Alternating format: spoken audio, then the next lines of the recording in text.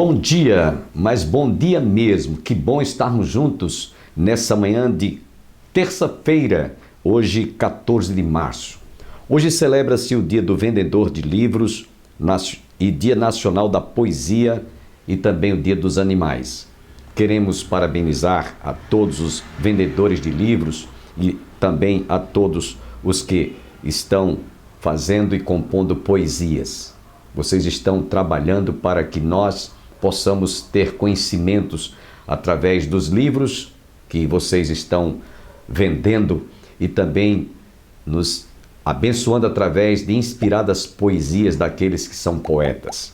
Deus os abençoe profundamente. Queremos, dentro de instantes, lembrar que nós estaremos ouvindo logo mais uma das mensagens que nós ministramos em nosso templo. Eu espero que você esteja com seu coração aberto e sem perda de tempo.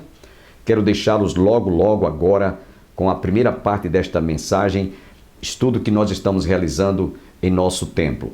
Que você abra o seu coração e receba a palavra de Deus para ser abençoado através desta mensagem.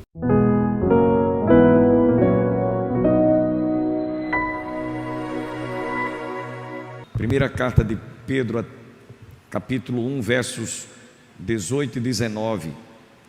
Mas nós vamos ler até o verso 21.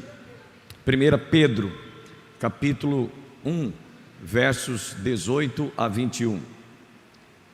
Nós vamos estar falando sobre o tema que é, transformamos numa pergunta: qual o valor da salvação? Vamos ler, versos 18 a 21. Sabendo que não foi mediante coisas corruptíveis, como prata ou ouro, que fostes resgatados do vosso fútil procedimento que vossos pais vos legaram, mas pelo precioso sangue, como de cordeiro sem defeito e sem mácula, o sangue de Cristo, conhecido com efeito antes da fundação do mundo, porém manifestado no fim dos tempos por amor de vós, que por meio dele tendes fé em Deus, o qual o ressuscitou dentre os mortos e lhe deu glória, de sorte que a vossa fé e esperança estejam em Deus. Quem pode dizer amém? Se nós, irmãos, pudéssemos fazer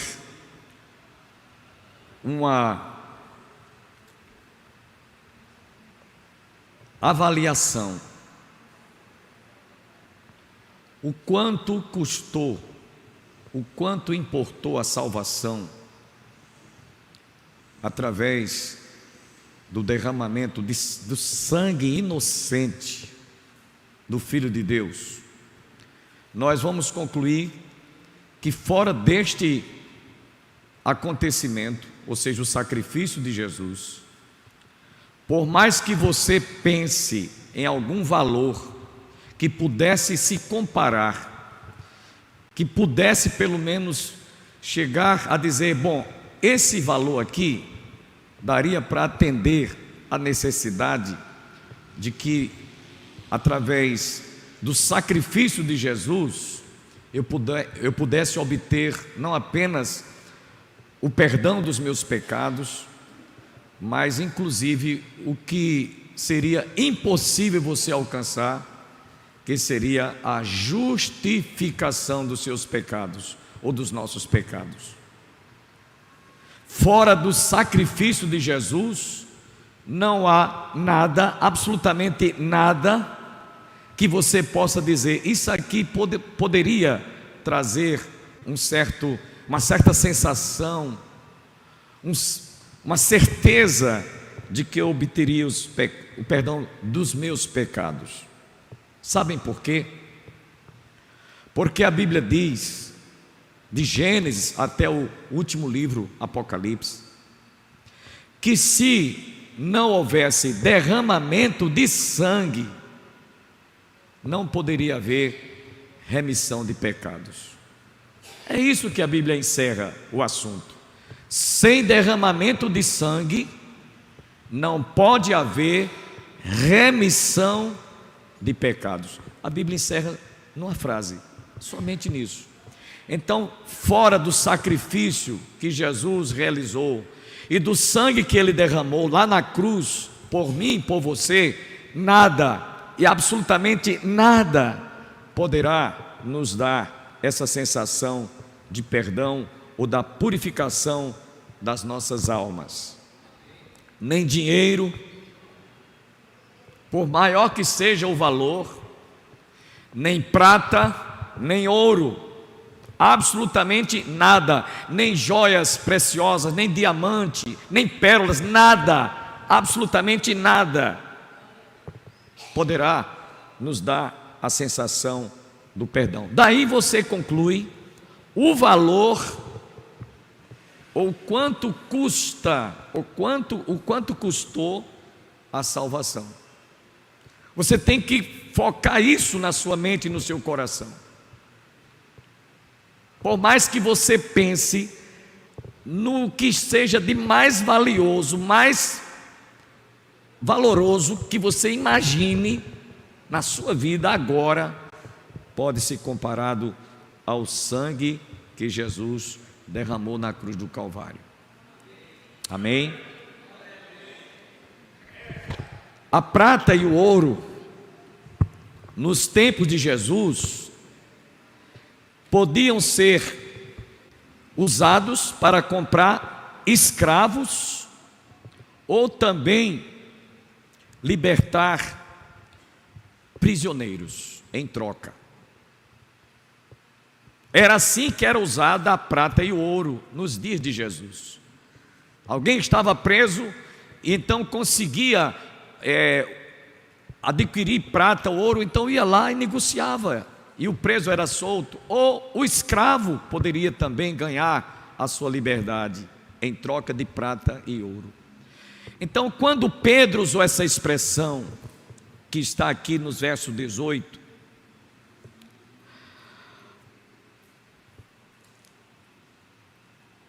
sabendo que não foi mediante coisas corruptíveis, como prata ou ouro, que fostes resgatados do vosso fútil procedimento, que vossos pais vos legaram, aqueles que ouviam estas palavras de Paulo estavam familiarizados com o que ele estava querendo dizer.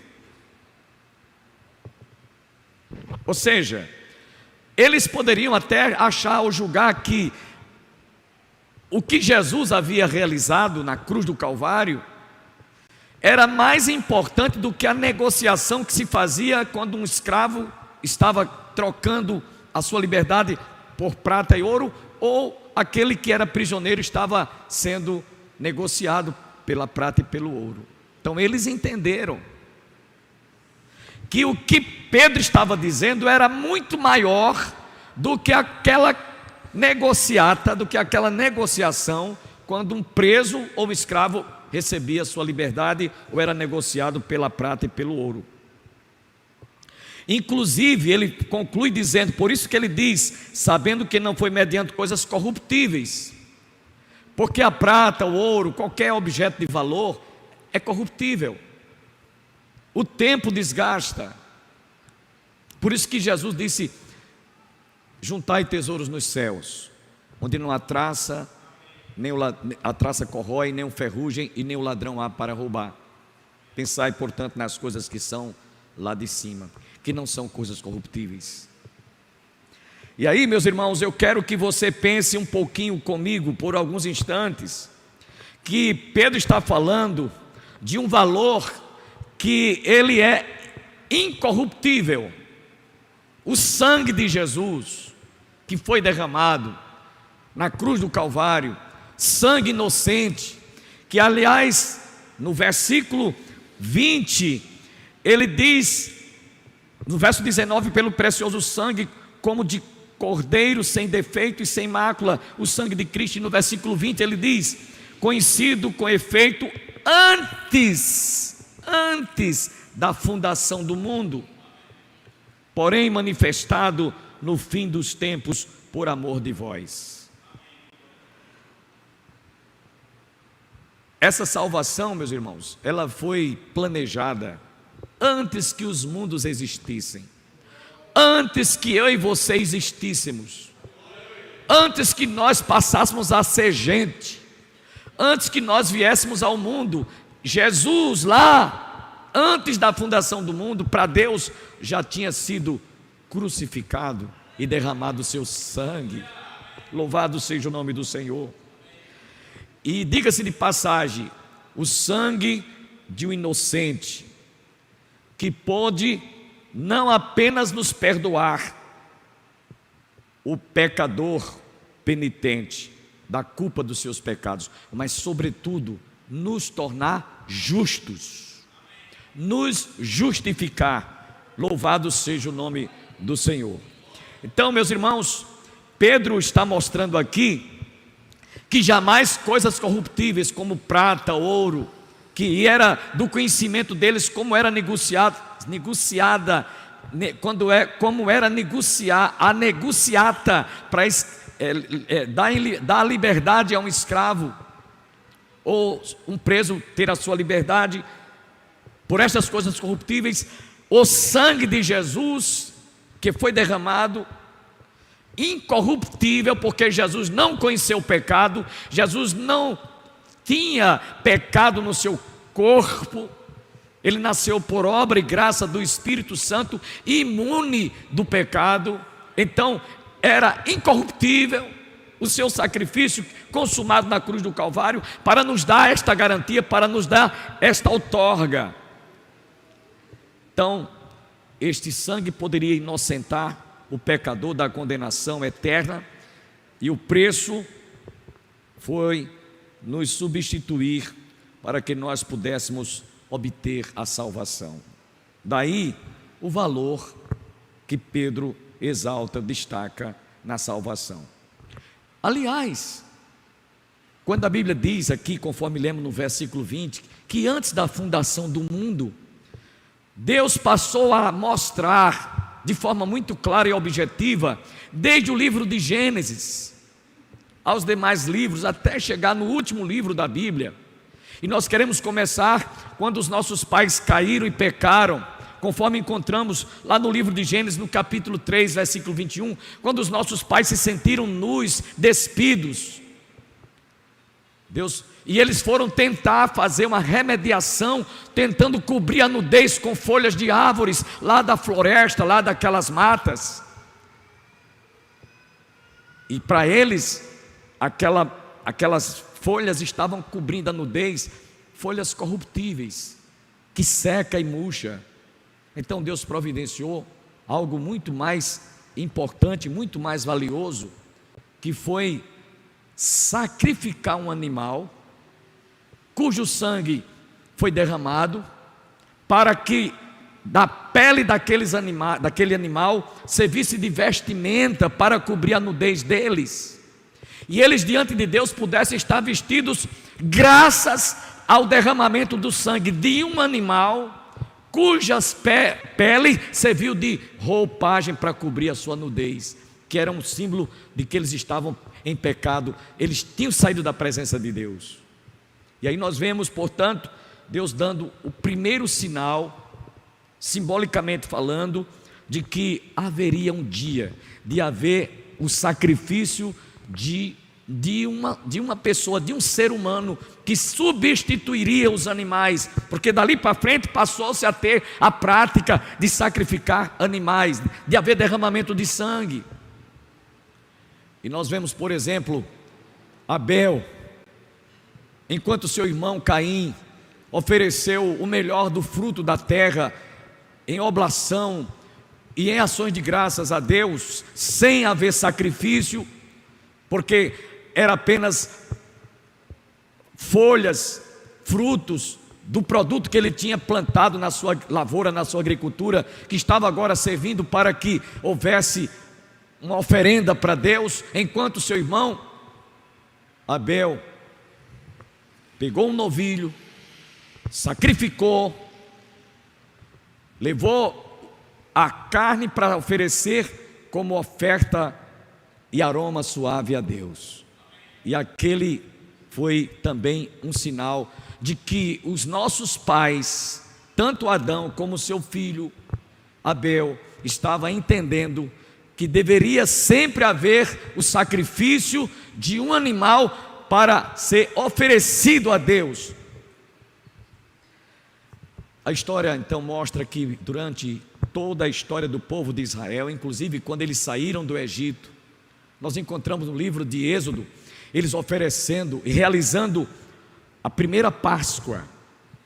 E no oferecimento dessa primeira Páscoa, lá estava o cordeiro, que aliás o Senhor havia dito a Moisés: olha, você sacrifica o animal, todas as famílias, coloque nos umbrais das portas, mancha, ou dá lá uma mão de sangue, para que o anjo da morte não entre nas casas e os filhos de Israel, os primogênitos, sejam salvos. Ali estava também uma sinalização de que o sangue seria a resposta que os homens teriam como maneira ou como meio de que eles obtivessem não apenas o perdão dos seus pecados, mas inclusive a justificação, porque quando algum homem sacrificava um animal e o sangue era derramado, aquele sangue era em benefício do penitente. Era um animal que sofria com a vida, era um animal que sofria com a morte, dando a sua vida para que pudéssemos obter o perdão, a remissão e a justificação dos nossos pecados. Sem derramamento de sangue não podia haver remissão de pecados. E aí nós vemos um fato inusitado que aconteceu nos dias de Josué, quando este foi até a cidade de Jericó, a qual Deus havia dado como promessa: onde pisasse a planta dos seus pés, o Senhor dar-lhes-ia aquela possessão e aquela terra. E a Bíblia diz que quando Josué enviou os espias, uma mulher da vida, uma prostituta, uma mulher que vivia vendendo seu corpo aos prazeres efêmeros da carne dos homens, ela recebeu os espias, os acolheu, e ela demonstrou que estava temendo, porque ouvira a fama, a história do povo de Israel, por onde eles passavam, Deus dava a terra onde pisasse a planta dos seus pés. E ela confessou isso no capítulo, logo no início do capítulo 6, ela diz que quando ela ouviu falar que aqueles espias estavam chegando lá, ela tremeu as bases e disse: eu sei que o Senhor deu esta terra por possessão a vocês, e eu quero pedir uma coisa a vocês: quando vocês tomarem posse dessa terra, eu vou acolher vocês aqui na minha casa, e vocês se lembrem de mim, vocês se lembrem do meu gesto, da minha ação. Porque os homens de Jericó, os jericoenses, foram até a casa dela perguntar se aqueles espias enviados por Josué estavam lá, e ela mentiu. Era comum para ela, como uma prostituta, ela mentiu. Ela disse: esses homens não estão aqui. Enquanto isso, eles estavam escondidos lá. Ela deu acolhida a eles, e eles, antes de saírem de noite, foram lançados por fora das muralhas de Jericó. Eles fizeram um pacto com ela: olha, quando nós viermos tomar esta terra por possessão, você esteja aí com seu pai, com sua mãe, com seus irmãos, e coloquem nas janelas da sua casa uma faixa vermelha. Coloquem uma faixa vermelha, ou uma fita de escarlate, sangue, da cor de sangue, que quando nós viermos tomar esta cidade, nós vamos ter isto como sinal, e todos que estiverem dentro da sua casa serão poupados. E assim foi feito.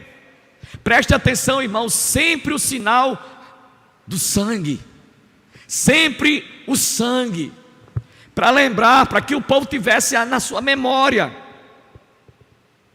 Satanás é tão atrevido, Satanás é tão astuto, ele é tão sem ter a menor ideia do valor do sangue, não de bodes nem de animais, mas do sangue de Jesus, como é precioso, como é importante, que ele tentou implantar, incutir na mente das pessoas sacrifício de animais. Isso é muito comum nos centros de macumba, nos terreiros de macumba, sacrifícios de animais, para tentar enganar. Ele é o pai da mentira, a antiga serpente, e continua enganando milhares e milhares de pessoas que frequentam esses lugares e vão lá, e eles recebem dos seus guias, dos seus líderes, aqueles pactos que eles fazem. Tem gente até que tira sangue. Nós temos exemplos aqui, inclusive ouvimos a irmã Catarina já falando sobre isso, que ela frequentou esses lugares, faz pacto de derramar sangue. Satanás, ele procura roubar, desviar toda aquela ideia que é o sangue de Jesus. Não, pode ser o sangue de bode, sangue de galinha preta. Você vê isso muito, é muito comum nos centros espíritas. Mas voltando aqui, irmãos, então a mulher prostituta Raabe assim fez, e quando Josué veio tomar posse de Jericó, que Deus havia prometido, lá estava aquele fio de escarlate, estava aquela faixa vermelha lá nas janelas, nos umbrais da casa de Raabe, e por isso Deus poupou ela, o seu pai, sua mãe e toda a sua casa. Vocês vejam a importância do sangue. Foi por isso que Paulo, quando estava preso lá com Silas no cárcere, que o carcereiro viu que houve um terremoto, os presos podiam ter evadido, e então ele ficou apreensivo, ficou pensando que os presos tivessem fugido, e ele teria que responder por aqueles presos. Quando eles viram que Paulo e Silas estavam lá e todos os presos estavam presentes, ele ficou apreensivo e disse: senhores, eu quero também ter essa experiência que vocês desfrutaram, que vocês passaram para a gente. O que é que eu devo fazer para que eu seja salvo? E Paulo e Silas responderam: crê no Senhor Jesus Cristo, serás salvo tu e a tua casa. Assim como a casa de Raabe, a prostituta, foi salva através daquele sinal, daquela fita de escarlate. Meus irmãos, a Páscoa falava, e os judeus sempre celebravam a Páscoa, e lá estava o cordeiro sendo imolado, sempre o cordeiro sendo sacrificado. Quando o povo pecava, procurava o sumo sacerdote, trazia o cordeiro para ser oferecido em sacrifício. E diga-se de passagem, o cordeiro não era para ter nenhum defeito, não podia ser cego de um olho, nem manco, nem ser aleijado, era para ser perfeito. Por que havia essa exigência? Porque aquele cordeiro perfeito, aquele animal, simbolicamente falando, representava Jesus, que é perfeito, que não tem defeito. Louvado seja o nome do Senhor. Então o penitente trazia aquele animal, e o sumo sacerdote é quem iria fazer a avaliação. E ele via: esse aqui tem uma manchinha aqui, esse é meio vesgo, esse aqui está mancando uma patinha, não, esse não serve. E então nós vemos lá na carta do escritor sagrado aos Hebreus, capítulo 9, versículos 11 a 28, e vocês veem que o autor da epístola de Hebreus, ele diz tudo como era para ser feito. E ele ao mesmo tempo diz que assim como o sangue de carneiros e de bodes eram oferecidos em sacrifício de aves e pombas, e elas davam essa outorga para que o penitente obtivesse o perdão dos seus pecados, embora que quem sofria era o animal. E tantas vezes quantos eles pecassem, eles traziam N vezes os animais para ser oferecido. Por isso que ele diz lá na carta aos Hebreus, capítulo 9, versos 11 a 28, que o sacrifício de Cristo é superior ao de aves e de animais, porque o sacrifício de Cristo não se repete. Foi consumado uma vez para sempre. Não é repetitivo, foi único, ímpar. Não precisa de ter mais alguma coisa para ser adicionada ao sacrifício de Jesus. O sacrifício de Jesus é suficiente. Por isso, irmãos, é que nós vamos encontrar em toda a Bíblia a participação, a presença, a lembrança do sangue de Jesus. Lá no livro de Isaías, capítulo 1, versículo 18, há um versículo que traduz tudo que você possa imaginar do sangue de Jesus. Ele diz lá que ainda que os nossos pecados sejam vermelhos como a escarlata, eles se tornarão mais alvos do que a branca lã, mais alvos do que a neve. Você já pensou? Você vê uma lã, aquela pluma bem alvinha, o sangue de Jesus que foi derramado torna mais alvo do que aquela branca lã. O sangue de Jesus nos torna mais alvo do que a neve mais alva que você possa imaginar. No livro de Salmos 51, verso 7, Davi diz que lava-me com risopo. E o risopo era uma ave, era um aroma que era extraído de uma planta que tinha um aroma agradável e um aroma suave. E era adicionado ao sangue para que quando o sangue fosse derramado, do animal fosse oferecido, ele não exalasse aquele odor, que o sangue, ele tem um certo cheiro, né? Principalmente quando ele resseca. Então o risopo, ele dava um aroma agradável. E é por isso que Davi no Salmo 51, ele diz, lava-me com risopo. Ele está lembrando, ele está falando sobre este aspecto da importância do sangue, quando era derramado pelo sacrifício dos animais, adicionado ao risopo. Ele diz isso no verso 7, purifica-me com risopo e ficarei limpo, lava-me e ficarei mais alvo do que a neve. Davi conhecia, Davi sabia a importância do sangue adicionado ao risopo. Então, meus irmãos, quando você vê isso na Bíblia, Isaías, conforme citamos no capítulo 1, versículo 18, o Salmo 51, versículo 7, e você vai encontrar o quanto a palavra de Deus salienta, destaca,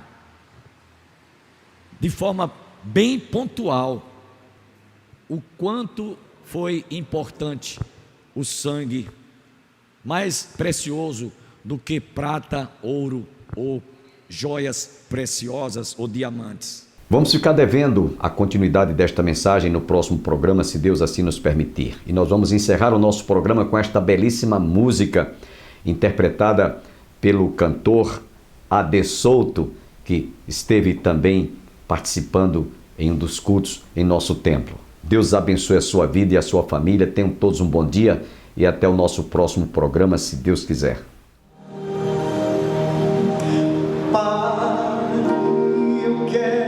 Te louvar, tocar teu coração e me derramar aos teus pés. Mais perto eu quero estar, Senhor, e te adorar com tudo que sou.